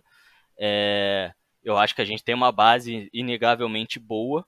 Então a gente tem os primeiros pontos assim para formar times bons, para conseguir crescer no campeonato e jogar Libertadores, que eu acho que o objetivo financeiro do Fluminense hoje, em relação a competições, é disputar a Libertadores seguidamente, porque a Libertadores dá um boom financeiro ali nas receitas, né? Então, eu acho que o Fluminense tem alguns pontos ali a melhorar ainda, né? A gente não consegue compor o elenco de uma forma tão boa. E isso daí também não é uma coisa... por isso que eu sou um pouco crítico à tal gestão de presidente botar tanto a cara, porque fica parecendo o tempo todo que é o presidente que toma todas as decisões. Fica parecendo que é o presidente que contrata aquele cara, que era uma coisa que acontecia nas décadas passadas. Sempre aconteceu isso. E é uma coisa que não cabe mais hoje no futebol. O futebol começou a se profissionalizar a um nível que tem que se adequar dessa forma de você ter realmente pessoas especializadas para poderem fazer as contratações, pessoas especializadas para escolherem técnicos. Não gostaria de citar os remadores, mas eu posso citar os remadores agora como uma forma muito equivocada de você dar sequência ao trabalho de técnicos. Então você contrata um técnico com a filosofia A, você demite, você traz a B, e eu já ouvi alguns papos dentro do Fluminense de que isso não é mais existe uma ideia de isso não acontecer mais, e isso para mim é o pilar do que acontece no Atlético Paranaense, por exemplo. O Atlético Paranaense tem uma ideia ali de gestão do futebol que é única e que ela se segue, independente do técnico que estiver lá, a filosofia do futebol se segue. Então, desde que chegou lá o Autuori, que é o cara que coordena isso de cima, mas passou o Eduardo Barros também coordenando, o próprio técnico que saiu agora, o Antônio Oliveira, que fez, na minha opinião, um bom trabalho, ele foi para ser auxiliar, porque ele foi não lembro onde que ele trabalhava, ele foi observado e foi para ser auxiliar para compor aquela estrutura do futebol. Então, eu acho que isso que falta muitos times se adaptarem. São questões. Eu ouvi uma vez o René Simões falando, eu já falei aqui, mas eu repito, de uma figura que tem na Europa, que além do diretor lá, que é o cara que é no caso, o Angione no Fluminense, que é o cara que faz as contratações. Também tem um cara lá que vai observar o elenco, vai observar o técnico, vai observar tudo que está sendo feito de cima, que em muitos clubes a figura é um ex-jogador de futebol, ou um ex-treinador, no caso do Atlético Paranaense, seria mais ou menos o caso do Autuori.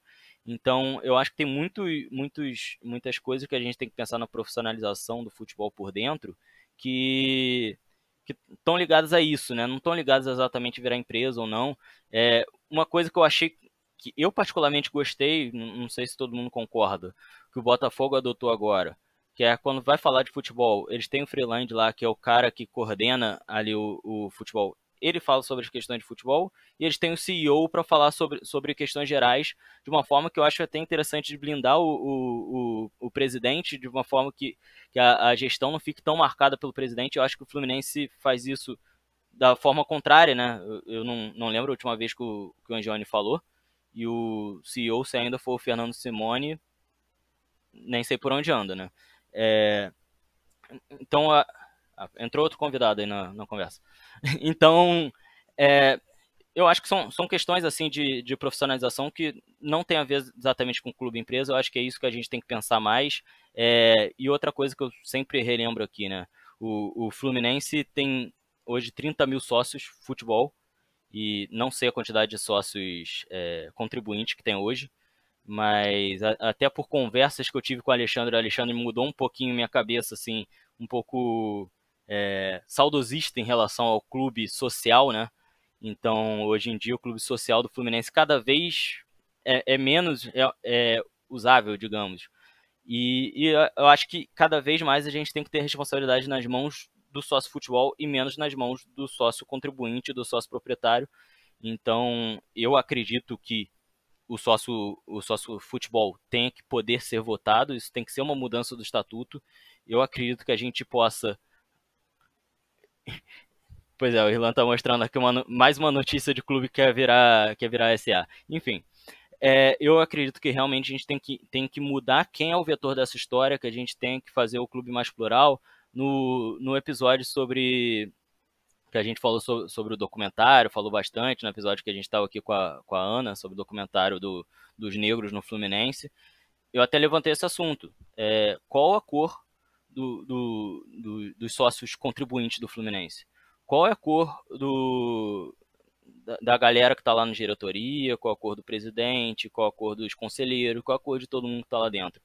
Porque o Fluminense realmente se abriu só para o voto, mas as pessoas a serem eleitas são as mesmas. Bom, estou me alongando demais, poderia falar muito mais por aqui, mas vou passar a bola para não extrapolar, que a gente já está num tempo alongado aqui de programa. Eu vou tentar ser rápido no meu pitaco, pessoal, até para responder a Júlia. Eu vou tentar ser objetivo para a Júlia, tá? Porque a Júlia é uma pessoa muito querida e muito séria nos debates. Ju, vou usar uma deixa da coluna do Rodrigo Capello de hoje, para quem está ouvindo a gente outro dia, ele está falando de 29 de novembro de 2021. O Rodrigo Capello, ele soltou uma coluna debatendo o cacoete que nós, torcedores e jornalistas, temos de aplaudir ou vinalizar uma gestão porque ela ganha. Vamos lembrar que em 2012 falavam que a gestão do Fluminense do Peter era uma gestão revolucionária e que o Peter era uma grande liderança para o futebol brasileiro. E eu estava dentro do Fluminense nessa época, participava da gestão, era do time do marketing. E, tipo assim, foi uma coisa meio assustadora ouvir isso. Que eu pensava, a gente via o que estava acontecendo, a dificuldade toda de fazer aquela máquina funcionar, e eu pensava assim, pô, é isso que é o... Não é possível. A gente tinha essa consciência de falar assim, cara, que doideira. A imprensa não entende nada. Os caras não estão entendendo nada. Entendeu? Então, vou pegar como exemplo, Ju, para te falar de exemplo de gestão, um clube que hoje está mal, está sendo rebaixado, mas que como formato de gestão, ele é um clube muito bem gerenciado, que é o Grêmio de Futebol Porto Alegrense. Vamos lá. Por que às vezes você tem ou excesso de portas-vozes ou uma hipercentralização em alguns clubes como o Fluminense? Vou dar um exemplo do Fluminense de coisas que eu vivi no dia a dia, nas minhas 3 passagens no clube.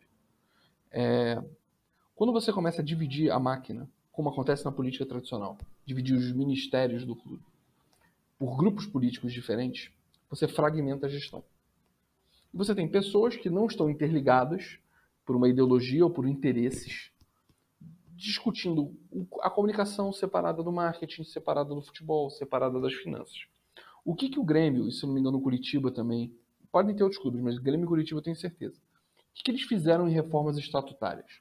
Eles acabaram com as vice-presidências terem pastas. Hoje a vice-presidência do Grêmio, por exemplo, ela não existe vice-presidente de futebol do Grêmio. O que existe? O Grêmio tem no topo o presidente eleito, um conjunto de, se eu não me engano, 6 vice-presidentes, que é só ordem, primeiro vice-presidente, segundo vice-presidente, quinto, sexto vice-presidente, que nenhum tem pasta, e eles servem como se fossem o conselho de administração, eles são o board do Grêmio. Então esses caras botam em xeque o presidente e ambos definem para baixo quem vai ser o CEO do clube, ou seja, a primeira referência de gestão, e esse CEO tem o dever de montar e organizar o time executivo que vai tocar a máquina. Então aí você tem um vetor só influenciando politicamente a máquina, e não as vice-presidências, cada uma mexendo na máquina como quiser. E até falo que parte da centralização que aparentemente o Mário faz é exatamente por isso, para blindar a operação em relação a vice-presidências. E aí cabe toda a discussão certo e errado como porta-voz. Mas como estratégia de tentar segurar a operação, esse modelo do Grêmio é o melhor modelo que eu conheço dentro do associativo no Brasil. Podem ter modelos melhores lá fora que a gente pode importar para cá. Mas hoje, do que eu vejo de execução, esse modelo funciona. E ele funciona há muito tempo, tá? Ele funciona desde que o Grêmio caiu de divisão em 2004, se eu não me engano, com o presidente Paulo Odoni, que rolou a reformulação, foi onde, por exemplo, surgiu o Rodrigo Caetano, que era o gestor de futebol do 15 de Campo Bom, se eu não me engano, ou do RS Futebol, que era o time do Carpe Diem. Ele sai do RS Futebol, assume o futebol de base do Grêmio, depois, ao longo do tempo, vira do profissional, e ali tem uma mega integração de gestão, porque tudo passa a ser centralizado, e essa mesma corrente, ela fica estável no Grêmio de 2004 até agora, até 2021. Isso fez com que o Grêmio fizesse coisas impressionantes ao longo do tempo, em termos de organização. Eu quando fui visitar o Grêmio em 2012 para conhecer o pessoal que tocava gestão, fiquei até meio emocionado lá de ver coisas do tipo, eles têm processos controlados com métricas e KPIs e indicadores de gestão em tudo. E várias das áreas do clube tinham, inclusive, certificação ISO 9001 de gestão. Então, a Cristina, esqueci o sobrenome dela, a Cristina ou Cristiane, a Cris, conhecendo com o Cris lá, era uma coordenadora administrativa do clube, ela abriu para mim o sistema para mostrar como é que funcionava. E era impressionante, você tinha meta, inclusive, para o almoxarifado. Então, do almoxarifado ao financeiro, tudo era controlado. É sério, Irlan. Era tipo assim, 70% dos materiais que chegassem no almoxarifado num dia deveriam estar registrados no sistema. Porque às vezes você deixa para registrar no dia seguinte, porque chegou muita camisa e tal. Então você tinha lá uma métrica que eles iam acompanhando e a cada ano essa métrica subia. Aí esse ano batemos 70, ano que vem é 75. E assim eles foram fazendo uma máquina muito eficiente. O problema é que cada time tem seu tamanho de mercado limitado. E futebol não é ciência. Futebol você tem, por exemplo, lá a famosa métrica, que é muito falada hoje em dia, mas até pouco tempo atrás era desconhecida, de que um clube que faz um melhor trabalho de scout e eficiência possível, ele vai acertar, na melhor das hipóteses, numa liga organizada, ele sendo o maior gastador da liga, ele vai acertar 40% das contratações. Porque o jogador é um ativo incerto e a dinâmica de grupo, de quando você bota uma série de jogadores para eles virarem um time, também é muito incerto. Então é muito inseguro. Isso faz com que você tenha efeitos em cadeia, às vezes reações em cadeia bizarras, e aconteça o que está acontecendo com o Grêmio hoje, que está brigando para não cair. Obviamente você tem sucessões de decisões erradas no futebol, mas é uma máquina que funciona muito bem, é uma máquina muito organizada. Uma máquina que não gera dívida, gera receita para reinvestimento ao longo dos anos. Conseguiu ganhar uma Libertadores numa época que já se começava um movimento de alto investimento no Clube da Gávea, e também você já tinha o Palmeiras com a Crefisa, você tinha outros competidores com mais condição de investimento do que eles, e eles conseguiram ganhar a Libertadores na eficiência com contratações bem inteligentes. Mas é um modelo que é um modelo de risco, porque futebol é naturalmente de risco. Fala aí, inclusive, não, só para complementar o que você falou, a gente fez uma conversa na bancada com o pessoal do Grêmio, e aí tem um sócio de longa data, o pai dele também era sócio de longa data, então assim, ele falava com muita propriedade do que é o Grêmio. E aí ele sacaneou e falou assim, ó, eu não torço para um banco, eu torço para um time de futebol. E aí a gente está falando assim, de um nível de sócio muito ativo, muito participativo, que ainda tem questionamentos a isso, né? Então, assim, o paradoxo do futebol, né? Você tem uma gestão que é muito controlada, que tem, como você falou aí, né? Todo tipo de estrutura possível que você coloca como de excelência ou o básico, né? Das práticas mais corretas para a gestão de um clube, e o futebol pode não responder, velho. É assim. E você tem que gastar. É isso. E aí, vou resumir em 5 pilares que eu listei aqui, que são 5 pilares para mim que norteiam esse modelo alternativo que a Júlia perguntou.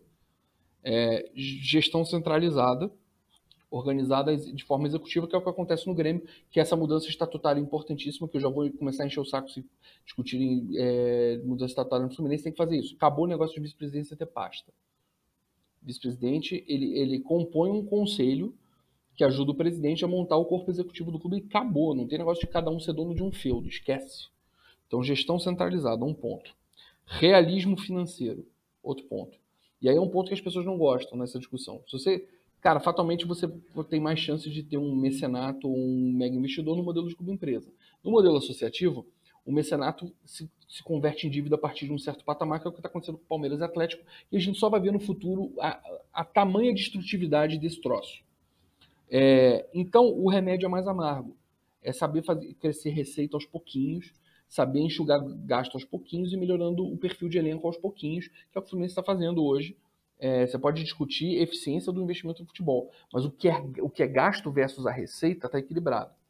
Só um adendo rapidinho, inclusive quando eu falei lá atrás da questão da conversão de dívida em participação no clube, eu vejo Palmeiras e Galo, sem a menor sombra de dúvidas. Porque esse mecenato todo, total, uma hora cobra sua conta, o clube não vai ter condição de arcar com isso e volta. A Crefisa parece que até menos, né? Mas o Galo é grave o negócio. A Crefisa recuou, mas claramente a estratégia dos 4 R's é fazer uma compra hostil do Atlético Mineiro. A estratégia dos caras é essa. Eu nem preciso mais dourar a pílula aqui. É isso, eles estão comprando o Atlético Mineiro na marra e a política do Atlético está dando bênção porque está trazendo título. Enfim, a gente que julgue isso no longo prazo. Então, primeiro pilar, gestão. Segundo pilar, realismo financeiro. Terceiro pilar, que para mim é onde o Fluminense mais falhou ao longo dos últimos 30 anos, e é onde vários clubes falham, que é comunicação. Mas em que aspecto comunicação? Não é dos profissionais de comunicação que trabalham no clube. É porque vários profissionais excelentes de comunicação estão no Fluminense hoje e estiveram ao longo dos anos. Gente que, quando sai do Fluminense, você vê que está em alto nível, rodando em vários lugares. Mas é a filosofia de comunicação que tem que vir de cima e tem que ser permitida pelo ambiente político, que é você ser realista já na campanha. É você estabelecer na campanha que, cara, olha só, o Fluminense hoje está nesse nível aqui de grana. Eu não tenho a fórmula mágica, se alguém apresentar a fórmula mágica aí, beleza. Então, nossa expectativa é crescer aos pouquinhos. Ou seja, é regular a expectativa do torcedor e do ambiente político para que você consiga crescer da maneira correta, sem você chegar no último ano de gestão falando assim, caramba, eu preciso ganhar uma taça senão vou ser reeleito. Então farei uma loucura. Ou, no caso, como aconteceu com o Peter, preciso ganhar uma taça para reeleger o meu sucessor. E para deixar um legado do que eu fiz no Fluminense, preciso ser campeão. Então eu vou gastar uma grana abissal em jogadores que, enfim, são ativos, é risco. Muita gente queria o Danilinho em 2016, com a imagem do Danilinho que tinha saído do Brasil, do Atlético Mineiro, para jogar fora. Muita gente queria o Danilinho. Olhar hoje e falar que o Danilinho foi uma tragédia é fácil, mas muita gente queria o Danilinho. Então, cara, comunicação é um vetor importantíssimo. paciência. O gestor tem que ter paciência para aturar pressão política e reclamação do torcedor, mas o torcedor tem que ter paciência com o clube também, porque se a comunicação foi bem feita e ele introjetou aquela mensagem, ele tem que ter paciência, ele tem que jogar junto. Então isso é um modelo que funciona e a participação do torcedor e do sócio é muito importante nesse processo. E o quinto, obviamente, que é a eficiência no futebol, entendendo que 30% e 40%, no melhor cenário, 30% a 40% das contratações vão dar certo, e para dar certo vamos usar o parâmetro de serem titulares, e não é que vai ser craque, mas é ser titular e ser eficiente para o clube naquele período. Lembrando que em momentos em que o mercado está hiper desregulado e tem 2 ou 3 players que injetam muito mais dinheiro do que os outros, você causa uma inflação, você aumenta o risco daquele atleta dar errado ou não, ou de você ter que pagar caro para um atleta que está aquém do nível que você precisaria, e aí esse percentual diminui naturalmente. Obviamente, quando você não é um dos clubes que está com esse mecenas ou esse aporte de dinheiro desregulado em cima de você. Então é isso. O modelo, Ju, bem sincero, do Brasil, do que eu conheço, chama-se Grêmio. E aí a gente precisa entender, mesmo nesse modelo, num mercado que está hiper desregulado, o risco de você brigar para rebaixamento existe.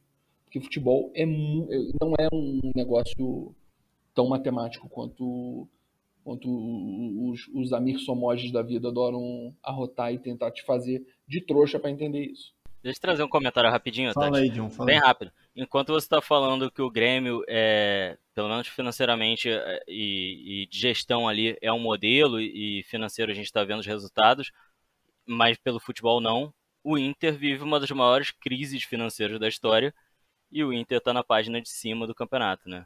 Mas isso aí, por isso que eu quis falar das duas questões de gestão financeira e da gestão do futebol, obviamente as duas não são separadas, mas por isso que eu quis falar que, para mim, o Grêmio parece ter um modelo ali de planejamento do futebol que é falho, assim como os remadores da Gávea, no planejamento ali do futebol, o negócio é falho. Então, bom, é a aparência que me dá, né? São duas coisas tem um pouco a ver, mas também tem que pensar nas duas coisas. Não adianta só você pensar no financeiro e na gestão do clube em si, se o planejamento do futebol for deixado um pouco de lado. Mas eu não sei se são, por exemplo, as mesmas pessoas, mas será que a mesma filosofia está ali desde sempre?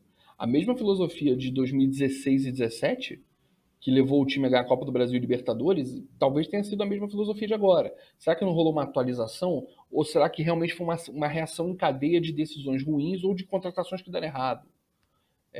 Tipo, Renato vamos lembrar Gaúcho. Cara, o Renato Gaúcho deu certo num e construiu o legado ruim do outro. Então, tipo, até que... Olha como é sensível. Olha como é que futebol é um negócio sensível e difícil de você botar o dedo no ponto exato, assim, a partir daqui, risco de dar errado. Às vezes as decisões são muito tênues. Então, eu acho que você tem que ter uma capacidade de agir rápido, tem que ter uma capacidade de pivotar, e às vezes o mercado inflaciona de um jeito que você, cara, para fazer ações corretivas fica mais caro. Você está com caixa naquele momento para fazer aquela ação corretiva? É complicado, é muito mais complicado do que o discurso faz parecer. Eu não quero alongar não, mas é que me Mas parece já que alongando. que me parece que o Renato trouxe para o Grêmio uma filosofia bem dele, não só de tática e tal, mas a filosofia na questão das contratações. Contratações do Grêmio, naquela época do título e tal, foram contratações com o DNA do Renato. O Renato gosta de trazer jogador experiente, gosta de trazer jogador de volta à sua melhor forma, e talvez o Grêmio não tenha pensado muito bem qual seria a transição disso. Talvez a transição tenha falhado. E essa questão do financeiro, mesmo num clube que está mal no futebol, é tão curiosa que o Grêmio trouxe um jogador que para mim é um baita jogador, que é aquele Campaz, que o Fluminense, que tá por alguns minutos ficou ali no G4, não tem a mínima condição de pagar o que o Grêmio pagou pelo cara. E você vê, o Renato ao mesmo tempo trouxe uma porrada de medalhão, revelou deu espaço sobre trabalhar com uma série de jovens que foram revendidos, ou que estão lá hoje, só que às vezes você pega uma safra ruim, ou uma safra que não maturou direito, e queimou etapas e tal. Trabalhar com jovem também você trabalha com incógnita. Às vezes o jogador foi melhor na base do que o Arthur como volante, mas é o Arthur que dá certo. Então tem N fatores, cara. É muito ativo de risco envolvido. Futebol é um negócio muito de risco. A linha tênue entre um fracasso e uma tragédia, um fracasso e um sucesso, é bem sensível. Eu costumo falar Então todo modelo tem seu risco. Quanto menos dinheiro você tem para investir, maior seu risco. Eu costumo falar que também tem a espiral de merda, né? Quando começa a dar problema ali no time e a moral vai lá pra baixo, Total. não adianta. Em time grande é pior, cara. Em time com muita pressão é pior, cara. Por isso que aquele velho discurso, o Vojvoda no Fortaleza, com todo respeito ao Fortaleza mesmo, tipo assim, pro nível de expectativa que o Fortaleza tem naquele momento, é mais fácil o Vojvoda trabalhar do que trabalhar no São Paulo, cara. Trabalhar no Fluminense. É muito mais fácil. Porque se não cair, já tá bom para aquele momento. Daqui a 5, 10 anos, com a curva que o Fortaleza tá, daqui a 5, 10 anos, provavelmente a expectativa no Fortaleza vai crescer. Não é porque ele ficou maior ou porque ele é grande, ou porque não é um clube de massa. Mas é porque a expectativa institucional e da torcida passa a ser outra. Pô, tô na Série A aqui há 10 anos, já classifiquei várias vezes pra Sul-Americana. Sul-Americana é obrigação, mas o meu objetivo agora é Libertadores. E aí? Vai ficar menos tranquilo pros voivodas da vida trabalharem. É um pouco do cenário do Bahia, né? Tem uma gestão muito organizada, mas fica 4 anos na Série A, então agora tem que dar um passo acima, né? Foi o ano passado. E aí, o que o Jonathan falou, deu a espiral, Bahia tancou, foi para baixo. Vai com Deus. Agora, falando no Renato Gaúcho, que ano maravilhoso do Renato Gaúcho, fica o nosso agradecimento aí. E, aliás, juntou Renato Gaúcho. Especialista em centenário. Exatamente, juntou Renato Gaúcho centenário, a chance de dar merda pros amadores da Gávea era grande. E deu, que bom. E outro, só um pitaco, porque o meu pitaco aqui é só, né, pitaco de torcedor. Outra cena maravilhosa, a gente estava falando de Grêmio, né? Outra cena maravilhosa, que eu acho que são os craques do Brasileirão, foram os torcedores que quebraram o VAR, né? Fica aqui também nossa nota aí, nossa menção honrosa aos craques do Brasileirão. Galera, infelizmente a produção chamou aqui, que a gente já passou de 1h30, mas vou abrir aí se alguém quiser só fazer mais alguma contribuição sobre o tema, né? Se alguém tiver. Se não tiver, a gente parte para as considerações finais. Vou começar rapidinho. Inclusive, minha produção aqui também já chamou. Eu acho que é de todo mundo. Eu tô no trabalho trancado numa sala de reunião, cara, e eu tô com medo de sair daqui e tá preso no prédio. Primeiro, agradecer demais aí novamente, né, a lembrança e o convite. Bom demais trocar essa ideia aqui. Ficou um programa pronto para espalhar para torcedores de outros clubes, inclusive, né? Até vocês foram um pouco clubistas, eu também não me fechei muito no Fluminense, fora essa parte que a Alexandre explicou, várias questões, né, internas ali. Então acho que dá para, inclusive, sugerir para torcedores de outros clubes, inclusive alguns rivais de vocês que estão embarcando nessa onda. Maneiríssimo, né, muito engrandecedora a conversa aqui. Fica meu convite, né, para você dar uma olhada também no livro Clube Empresa, só lembrando que foi um livro que foi escrito exatamente porque eu já sabia que ia acontecer isso que está acontecendo agora, né, esse oba-oba da lei da SAF. Na época existiu aquele recuo, né, de criar um outro projeto de lei, que era de Pedro Paulo, e aí a parada desandou e voltou a ser lei da SAF, mas estava muito bem desenhado de que seria esse cenário que a gente está vendo agora. E aí, novamente, né, só explicando, muitas vezes o que se desenha como interesse geral, na verdade, são movimentos de espertos, né? Então, no futebol, principalmente, tem muito esperto no futebol brasileiro. Então, caso aconteça no seu clube, ou se você não é tricolor e está ouvindo isso aqui, né, e porventura se interessou pelo debate, sugiro aí o livro Clube Empresa.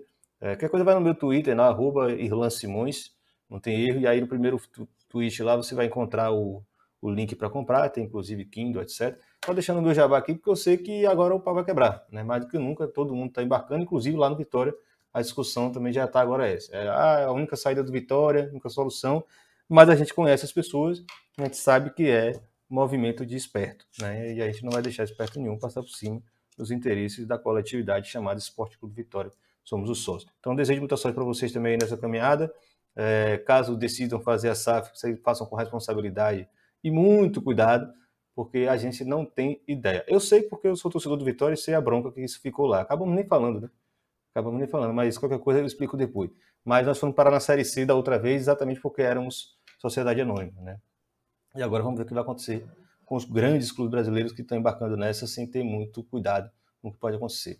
Novamente, obrigado, até mais. Valeu, Irlan, sem palavras, cara, tá maluco. Vocês te deram uma aula, brigadão pela disponibilidade de verdade, né, e teu interesse aí também de colar com a gente, somar aí com as suas contribuições, e fica realmente convite pra galera te seguir. Você falou @? @Irlan Simões, tem erro não. Irlan com N, né? Pô, tem gente que lê com N e escreve contigo. Impressionante.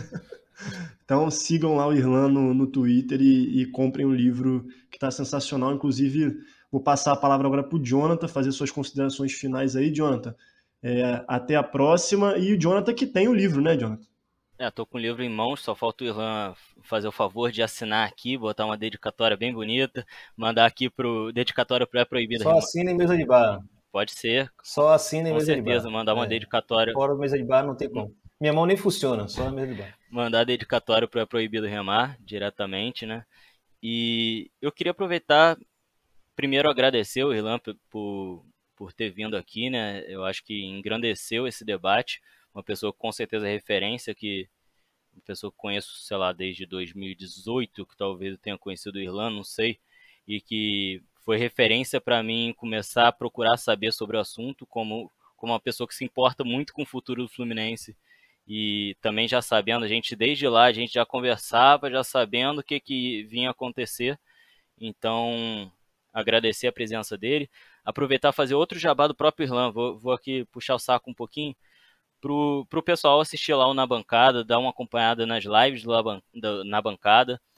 Inclusive, as lives, eu assisti, além de ter o livro, eu assisti todas as lives referentes ao lançamento do livro, que eu acho que junto com o livro formam um agrupamento muito interessante, né? Dá muito conteúdo ali. Mas as lives recentes sobre o Atlético Paranaense, que a gente também acabou tocando pouco aqui, enfim, 1h40 agora, muito pouco para conversar sobre isso. Mas lá o Irlan destrincha tudo que foi apresentado lá no PowerPoint reciclado do Atlético Paranaense, que já existia há muito tempo. E também, como a gente falou aqui do episódio Cota de TV, que o Alexandre também esteve aqui, deu outra aula, também tem uma live lá na bancada recente do Irlan, que também eu assisti esses dias, também está maravilhosa. Não lembro o nome do convidado, se o Irlan puder falar agora, não... Alan Simon, parece é um cara que tem acompanhado muito o tema. Agradecer também pelo jabá que eu esqueci de fazer do meu canal, mas vai lá, dá uma olhada lá que tem muita informação. Eu geralmente fico calado lá, o povo que fala muita coisa boa. Não, porque o Alan deu uma aula lá também, foi impressionante aquilo. E, enfim, episódio muito engrandecedor. Eu gostei muito do exemplo que o Alexandre trouxe do Grêmio, eu realmente não conhecia muito bem, tive contato mais com o pessoal do povo do clube, com quem eu já troquei umas figurinhas sobre algumas coisas que até tive a oportunidade de sugerir para o Mário quando fui lá numa apresentação da campanha dele, um trabalho muito legal que eles fizeram lá dentro. E no mais é só isso, um grande abraço a todo mundo aí, foi um prazer estar aqui de novo, e se inscreve aí nas nossas redes, segue, divulga pra galera aí, e seja sócio, e o outro eu vou deixar pro Tati falar no final. Valeu, galera. Valeu, John. Passar agora Padrim, que já é de casa, Padrim. Obrigado mais uma vez. Aulas e até a próxima. Pô, irmão, honra minha. Debater com o Irlan foi ponto alto da minha expectativa sobre esse assunto. E, pô, o Jonathan já é feraça da casa também. Pô, você também, o maior carinho de estar aqui. Só vou ser contra essa história de aula, tá? Porque eu sou contra pessoas que posam como... Eu posso até participar de palestras e cursos como eu gosto de fazer, mas cara, sou dono de conhecimento de porra nenhuma. Tudo que eu quero que quem me ouça de qualquer coisa, falar de qualquer coisa, cara, não acredite no que eu tô falando, vai pesquisar, corre atrás.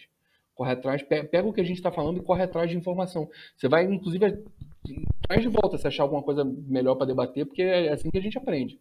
E fazer só um depoimento sobre o livro do Irlan, que eu também tenho, e agora eu também... Vou chegar até perto da câmera. Eu também quero uma dedicatória. Só em mesa de bar, porque é quando me funciona. Mas é assim que a gente vai funcionar. Vai ser descer uma serva. E só para dar um depoimento sobre o livro é tão bom, tão bem escrito, que eu tenho amigos que são claramente a favor do clube empresa, inclusive um que é uma grande referência que eu tenho sobre business esportivo no geral, que ele fatalmente estará envolvido em processos de fusão e aquisição de clube empresa, que ele não só gosta do seu livro, como ele recomenda o seu livro. Então, tipo assim, gente que... Quem é? Esse eu te digo no privado, só para não spoiler. Tá, fala aqui não. Mas eu te digo. É um cara muito importante, cara. Esse cara é muito importante. E é um cara hiper crítico com o livro. É um dos caras mais inteligentes que eu conheço. E ele é um cara que, porra, elogia o livro pra caramba. E outras pessoas que eu conheço que gostam do tema e são mais a favor do clube empresa do que a gente, eles referendo seu livro. Então, amiguinho, você está ouvindo esse nosso papo aqui e está a fim de entender um pouco melhor o BO de Clube Empresa, compra o livro do Clube Empresa do Ilan Simões. Esse é o ponto. Tem outros livros muito bons que a gente já falou aqui em outras lives, o Blockbuster, o The Big Picture, livros importantes de você ler para entender toda a jogada do entretenimento que está acontecendo no mundo, do qual o futebol faz parte. Mas no Brasil você tem que ler o Clube Empresa e você tem que ler o do Rodrigo Capello, que eu esqueci o raio do nome, que conta muitas das tragédias que a gente falou aqui do modelo também. O futebol como ele futebol como ele é, uma citação rodriguiana, assumidamente uma referência rodriguiana. Baita livro. De Rodrigo Capello. Baita livro também. Excelente, é isso, galera. O recado que o Jonathan falou que faltava, que eu ia dar, é o fora Bolsonaro, que não pode faltar. Inclusive, né, vacina no braço, os gemadores se fudendo. Eu acho que a vida tá começando a voltar ao normal. Então, Bolsonaro, a sua hora tá chegando. E é isso, até a próxima, galera. Boa noite. Obrigado novamente aí, geral, que ficou até aqui ouvindo. Saudações tricolores e vence o Fluminense. Corre Assis livre, penetra na grande área, procurou, atirou, Rasterinho, gol!